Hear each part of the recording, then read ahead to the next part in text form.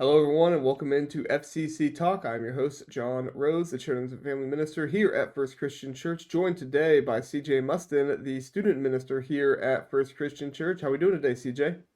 I'm good. How are you, John? I'm doing well. It's Thursday morning, and the weather is doing a number on my my allergies or whatever's going on, but I'm making it through. It's like that time of year where you kind of get achy because it's rainy and stuff like that, but Absolutely. that's how it goes. So we're excited to talk on the podcast today. We have a number of good topics to talk about. We have three, as always, and there is one topic that does have political thoughts around it, I guess you could say, but we're not trying to get political. We're trying to talk mostly around the topic and what happens. You'll see, it'll be our first topic, but we do typically try to stray away from politics. And if we do talk about politics, we kind of usually use it as a launching pad to talk about something else that goes on. We give you ministry insights, talk about our lives, maybe some Bible here and there. But this is not a sermon. This is not us, telling you, this is directly from the Bible and stuff like that. We do use the Bible, like I said, but we don't want to confuse this podcast and discussion with kind of a sermon. So let's get into our first topic. CJ, have you ever heard of Allen Parr? CJ, do you know who Allen Parr is? I do not. I've never heard of him Okay, Allen Parr is before a today. Christian I read that YouTuber. article. Uh-huh. Yeah, I really like Allen Parr. He's a Christian YouTuber. That people write about him occasionally because he does do a good job on his show. But if you are somebody that watches YouTube, check out Allen Parr. I think his show is called The Beat. I've always just typed in Allen Parr and it comes up. But in response to the recent election results, Christian YouTuber Allen Parr urged Christians to approach this time with humility and unity. He cautioned against gloating or using social media to provoke others, reminding believers that some may feel hurt or disappointed by the outcome. Parr emphasized putting ultimate trust in God rather than in political figures, encouraging an eternal perspective that sees beyond in worldly events. He concluded by reminding Christians to focus on unity, prayer, and kindness, no matter who is in office, reflecting on Parr's message. He mostly has an audience of people who were, happy about the election results. And so he's mostly speaking to those people. But he does go into it a little bit as well, talking about, if you were disappointed, like you said, trust in God, don't trust in political figures, stuff like that. So, CJ, my first question to you, after reading the article and kind of figuring out what Allen Parr had to say, how do you feel about Allen Parr's reminder to not gloat or provoke others over the election results? Um, well, I think that it's a great reminder. I really appreciate that he reminds his audience, which I recognize were mostly Trump supporters. I appreciate that he reminds them that not all Christians are Trump supporters, and I think that's something that is important to keep in mind. That just because you're a Christian doesn't mean you're a Trump supporter. And just because you're not a Christian doesn't mean you're a Harris supporter. Right. And so we've got to keep that in mind as well. But I really like what he said. Is he said, let me find it here. Uh, Sorry, that's the wrong one. Well, anyway, here it is. Um, Ask yourself, is this post or conversation communicating and encouraging a sense of togetherness, unity, and peace? And I think that, I've mentioned this multiple times when I've been on the podcast with you guys before. And I think it's so, so important that when we are online, our online presence is promoting love and unity and peace to the people that agree with us and to the people that disagree with us. And I think so often we get caught up in commenting and responding on posts or posting posts that we think are funny or we think is going to stick it to somebody. And I think it hurts our witness when we end up doing that. So I really appreciate his approach from that to say, man, um, whether you're happy, whether you're upset about the election, no matter where you fall, make sure that your posts are encouraging people around you and showing them the love of Jesus.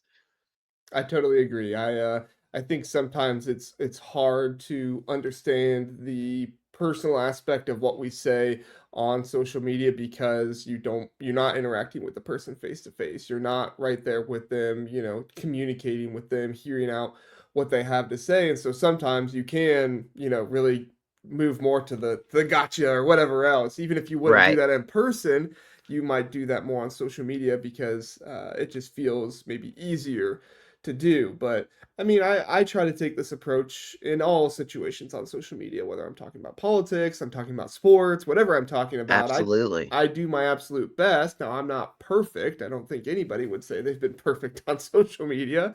Right. But we all need to come with that perspective of just because somebody has an opinion doesn't define who that person is. And I Hmm. saw a lot of that from Christian influencers that I follow on Twitter and Instagram and stuff like that. They were reminding people that, if you know who somebody voted for, you have an inclination who somebody voted for, don't let that define everything about who that person is. Too often Right. we do that with people's opinions and who they voted for. That person could be voting for that person for a whole other reason than what you even Hmm. realize. Now, you might have Yep. your reason why you voted for somebody, but that reason might not be the same reason as anybody else. Right. And so we're all different. We all have different perspectives. We all have different values and stuff like that. And at the end of the day, what unites us is Jesus Christ, and what Absolutely. we come to through Him. CJ, I did want to ask, what are some of the ways that we can encourage and build unity and understanding after an election, regardless of if somebody agrees with you or not, and how does faith play a role in that? Well, I think it goes back to kind of what we've been talking about. It's just this whole idea of not letting the election define our relationships. I have friends that I know that voted for Trump. I have friends that I know that voted for Harris, and it can be really easy in a divisive time to allow that to affect your relationship. When in reality, it should be the mutual love that you have for Jesus and the way that you treat each other and the way that you love one another that should be the way that uh, the things that affect the relationships. And so I think that's really, really important as we as Christians respond to an election, whether we are hurt or whether we are excited, to understand that, man, let your relationships not be defined by your political beliefs. Let your relationships be defined by so many other things that are, um, eh, I won't say, yeah, I'll say it, more important than politics. Politics. I just read an article by a guy who said, are you willing to forsake the relationship for 4 years of your, uh, political choice? And that put it all into perspective, really. Mm-hmm. Are you willing to forsake the relationship, with your parents, your siblings, your kids, for someone that is quite possibly gonna be completely out of the picture in 4 years when that relationship may last 20 or 30 years down the road. And I think that's a really important thing, to keep in mind as Jesus followers. Our relationships are so, so important, and how we can affect people long term for the kingdom. I totally agree. I have a couple friends that I have a group text with. We mostly just talk about sports. We really don't talk about much else. Occasionally, a few things about our families and stuff. We both, we all three have kids and stuff, but we mostly just talk about sports. And then when the election results came out on that Tuesday night, my one buddy just said something like, "Hey, I don't know who you guys voted for, but I voted for Harris, and I'm pretty upset about this." And then the other one, he also said he voted for Harris, and I don't care what people think. I voted for Trump, and it was a interesting dynamic to where we were talking about like, oh yeah, I voted for this person and these people voted for this person, but there was never any animosity or anything about that. There was question asking, why did you vote for this person? What were your thoughts on this? And at the end of the day, we all walked away and thought like, okay, we understand where each other comes from a little bit more, and what we value and what our perspectives are. And so it's a little bit interesting to see how that happens. But that was a conversation I had with just two people that, I mean, I don't think either of them goes to church or has a huge relationship with their faith. But I opened up about my faith and told them about it. I don't know how much it did for him, but it was a good conversation, and I still talk to them today. And so it shows you how, just having good conversations with people, being open, being honest, and not taking things personally can strengthen your relationship with somebody else, whether you're talking about politics, whether you're talking about sports, your family, whatever it is, being willing to open up and talk with other people, and having the the perspective of trying to understand, not trying to convince them, not trying to argue with them, not trying to tell them they're stupid or anything like that, but just having the perspective of, I want to hear you out and I want to understand because I care about you as a person, and who you vote for doesn't define to me who you are as a person. What defines Mhm. who you are as a person is that God loves you and I love you too. Mhm. So. Absolutely.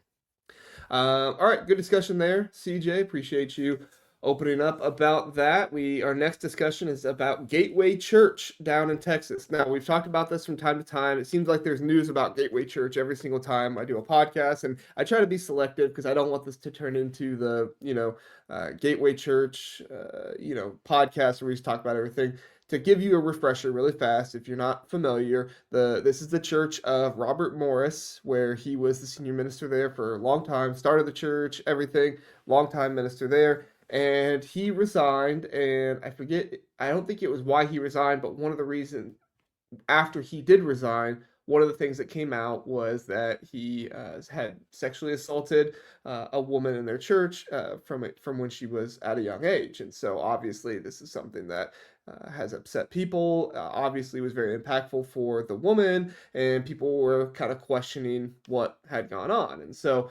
In this article, it discusses the recent challenges facing Gateway Church after founder Robert Morris, like I said, was accused of past sexual misconduct, leading to significant disillusionment among some congregants. In response, the church members have raised concerns about transparency, with several questioning how how tithes were managed and calling for clarity in church financial practices. Additionally, the church faces pressure to balance its response to these internal issues with an ongoing ministry commitments. This situation opens up important questions about how the church can demonstrate integrity using crisis and balance accountability with ministry, especially when the trust of leaders is tested. As some congregants have advocated now for the church to actually give back funds that the congregation has tithed and offered to the church. So CJ, my question to you: in time of crisis and scandal, what steps should be taken by a church to demonstrate transparency and integrity to its congregants? How might some of these actions impact the congregation's faith in their church leadership?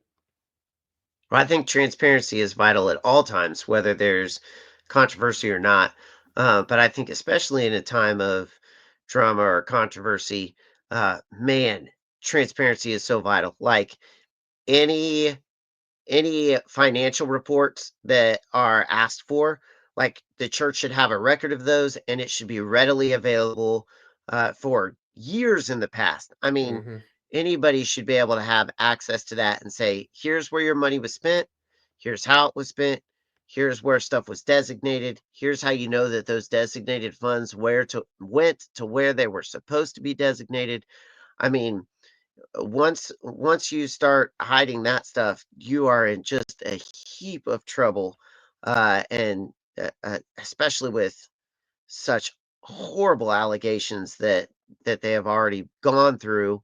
That's just yeah, it's just not a good pattern. I think anytime that a church can be transparent, especially with finances, but with other stuff as well. I mean, like, um, we do elders reports where we talk about the things that we are doing in our ministry.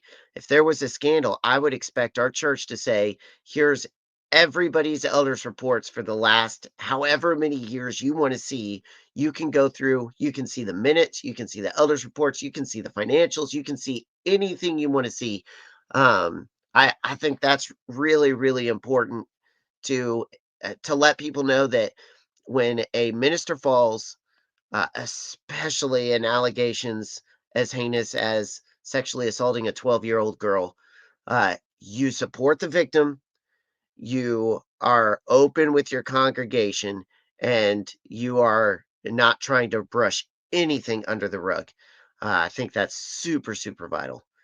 I totally agree. I think transparency, not just in crisis situations, but it's something that every church has to strive for at the, as much as they possibly can, especially with financial things like that as well, because we are, as a church, you are entrusting that when you give financially to the church, that those finances are going to be used for the good of ministry and helping other people know about Jesus, helping grow the congregation, their spiritual formation, all those different kinds of things.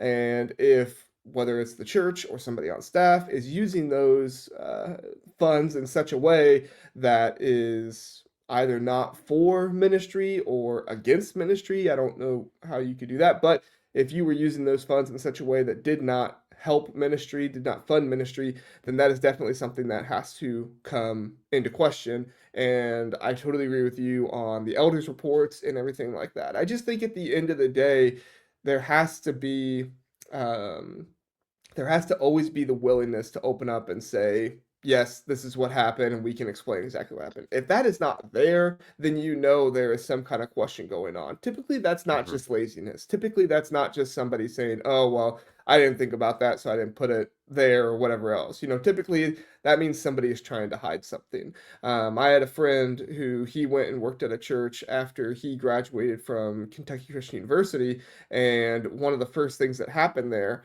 was a scandal happened where the youth minister was, or I don't even know, student minister, whatever, but they were in a relationship with a 15-year-old who was in the Oh, ministry. And so that was obviously a terrible situation. But the church did not come out and be transparent about it. The senior minister attempted to counsel the youth minister and get him away because he cared about him so no much. way. Yes, it was awful. And unfortunately, that church is now no longer a church.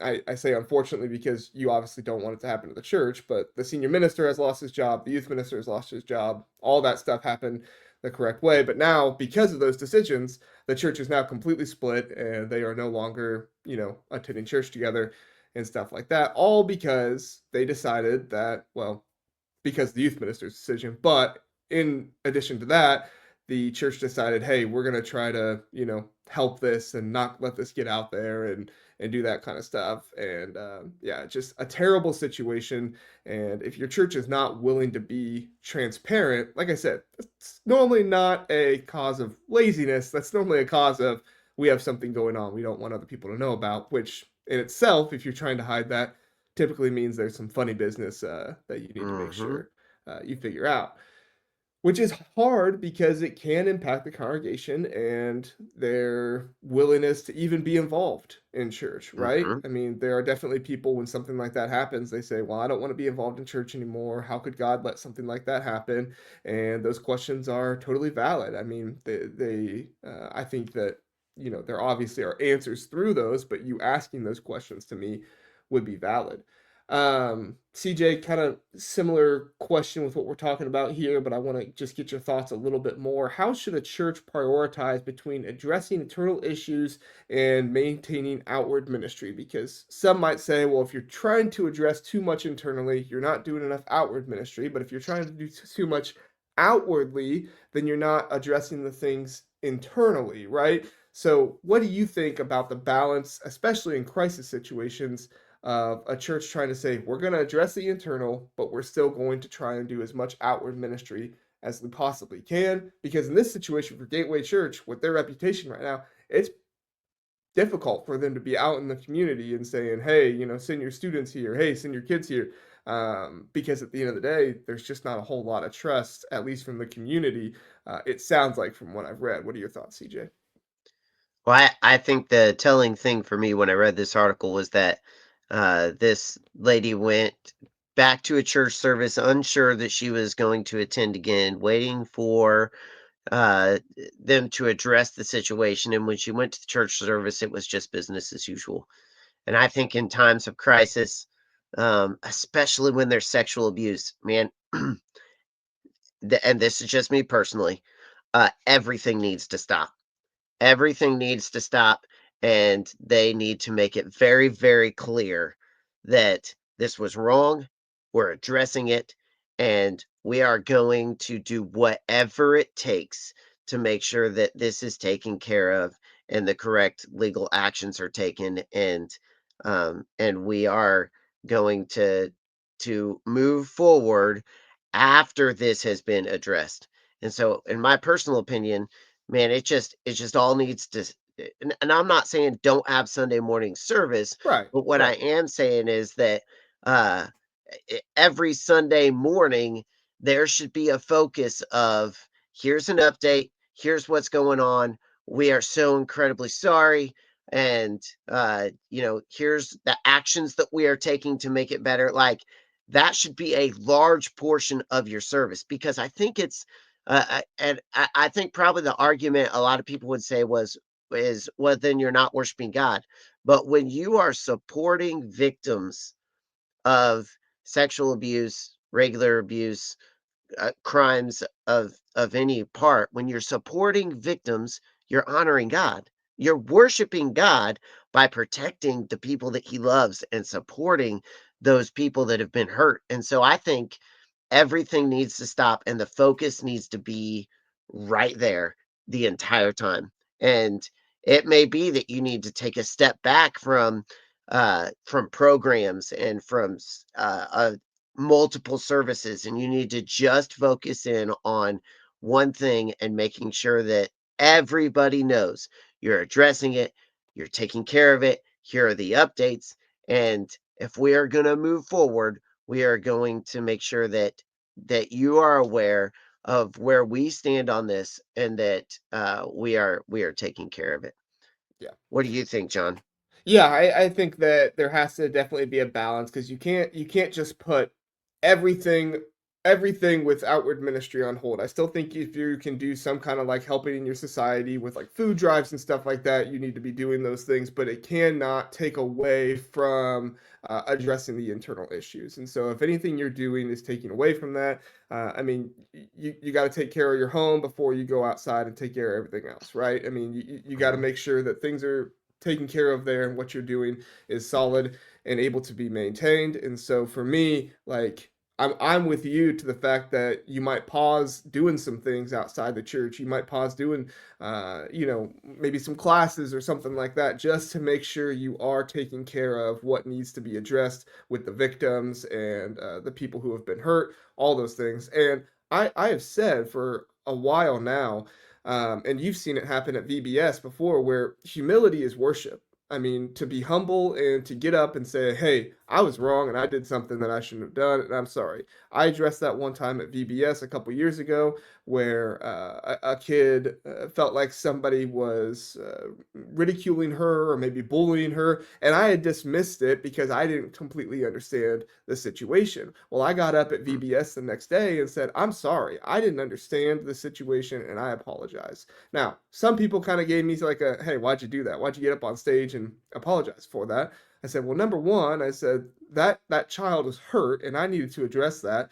And number two, I said it's also an example for the children to say, listen, it's not bad to get up and say you're sorry. It's not bad to get up and be transparent. Like too often we have too much pride when we say, well, I don't want to apologize for this because, it's like, who cares? Just be humble, apologize, be transparent, and you know what? If anybody thinks like, oh wow, John stinks because he messed up, well, guess what? Everybody messes up. Mhm. We all need to apologize at some point, and so did that take away from part of the VBS experience that morning, or I think it was in the evening when I did it that evening? Yeah, it did. It did take some time, and we weren't able to do as much. But I think it was a good example for the kids to see you can apologize, and I also believe it was an opportunity to worship by saying that something happened that shouldn't have happened, and we apologize for that. Now, obviously, that is not anywhere near the scale of what we're talking about here, Right.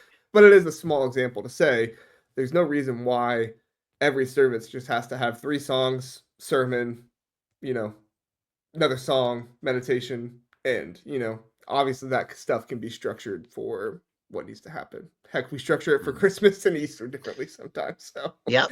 Yep. so yeah. All right, good discussion there, CJ. I really appreciate you sharing your thoughts on that. This next one is so this is a little bit of an interesting one. We've not really had a discussion like this before. This is kind of some more money talk here a little bit. But Dave Ramsey, you know who Dave Ramsey is, right, CJ? Yep. If you don't know who Dave Ramsey is, he's kind of like a Christian financial guy. He gives a lot of advice. He sells some stuff to kind of help Christians figure out their finances in such a way that's good for themselves and also good for worshiping God and things like that. Well, in a recent segment of the Dave Ramsey Show, financial expert Dave Ramsey and co-host John Deloney responded to a caller concerned about tying in inheritance to his daughter's adherence to Christian values. So his daughter did not want to live under the same Christian values that they had tried to instill in her life. And the caller and her wife were contemplating withholding an inheritance unless their daughter followed certain spiritual standards. Ramsey, while understanding the motivation, advised against using inheritance as a tool for behavior control, instead viewing wealth as a stewardship responsibility rather than a leverage. Deloney echoed this, warning that attaching conditions to inheritance could damage family relationships. This brings up deeper questions about the impact of religious and moral expectations on family dynamics and the balance between guiding children and also, forcing children what they should do. So, CJ, just how do you feel about the idea of practicing religious or moral conditions on inheritance? Do you think it aligns with the conflicts and the values of love and acceptance? Do you think Dave Ramsey handled it well? Just kind of what's your thoughts on this whole situation? I, if I'm being completely honest, I think it's absolutely ridiculous to say, I'm not going to give you an inheritance if you don't live the way that I want you to live. Um, I think that at the end of the day doesn't help anybody live in a relationship with Christ. It doesn't help anybody move closer to Christ, and it doesn't help your relationship with your own kids. At the end of the day, it just pushes them from you and from Christ.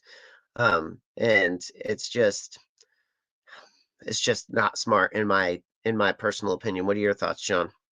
Yeah, I think it's I kind of feel for the parents a little bit, right? Because obviously the parents are concerned for their daughter and they want their daughter to live a life that is, smart and wise and pleasing to God. And so I do kind of start with trying to understand their perspective because I do completely disagree with the idea of withholding inheritance for expectations of moral behavior. But I also, like I said, look at the parents and think that these parents need probably somebody to hear them out, somebody to speak with, somebody to get their emotions and what they're feeling out there, so that way they're not just responding only to their daughter and what she's doing. Now, I have two young kids, and my two young kids, them thinking for themselves is like, do I want mac and cheese or nuggets tonight for dinner?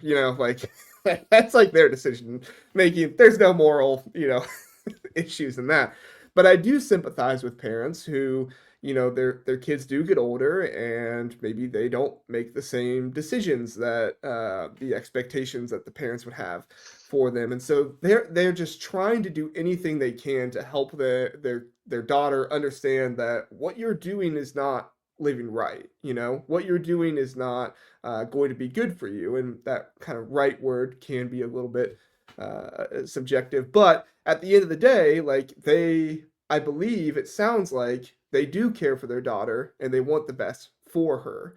And I just think that there has to be a communication of love and a communication of kindness and acceptance to the daughter rather than, well, if you don't do what we say, then you're not going to get any money, right? Because I think and the Bible teaches us that love and care and patience is what wins out. And ultimately, at the end of the day, maybe it doesn't win out, but that's that's Jesus working on their heart, right? That's Hmm. not something we Hmm. can control.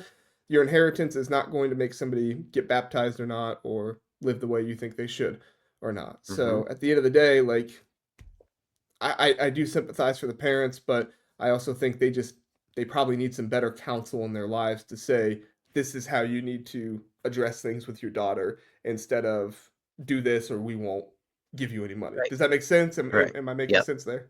Okay. Yep. Well, I just did a series on boundaries. I read the book Boundaries by Henry Cloud and John Townsend, and I think it's really important to understand that we cannot control other people.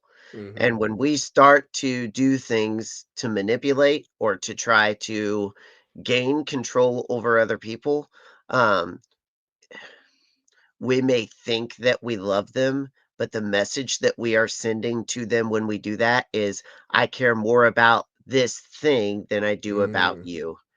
And that's it really does good. not send the message of love.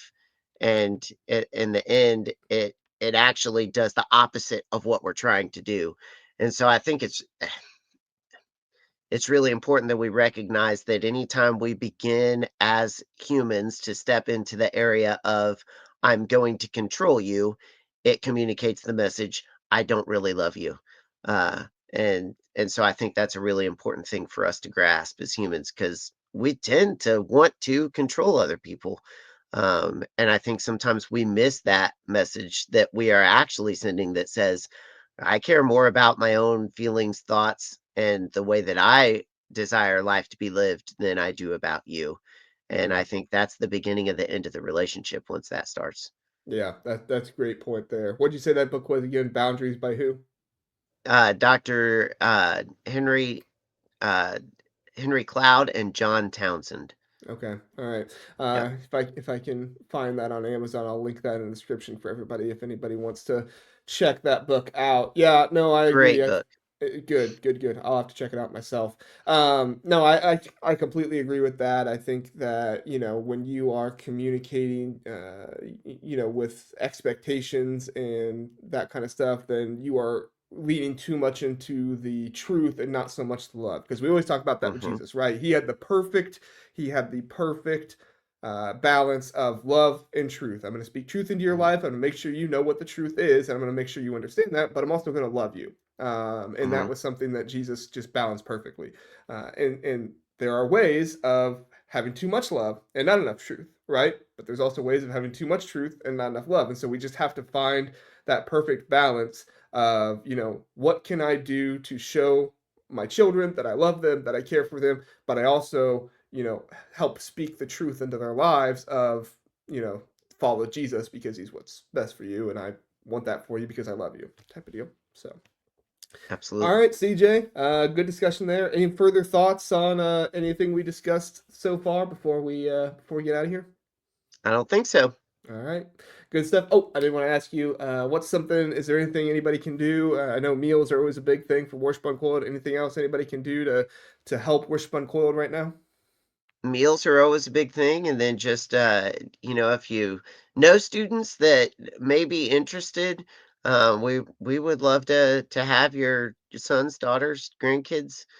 We'd love to have them be a part of Sunday nights. Just a reminder, open gym is at 5 in our gymnasium every Sunday, and then Worship Uncoiled is from 6 to 8, over in the foyer in the worship center, and so we serve a meal and have games, and it's a ton of fun.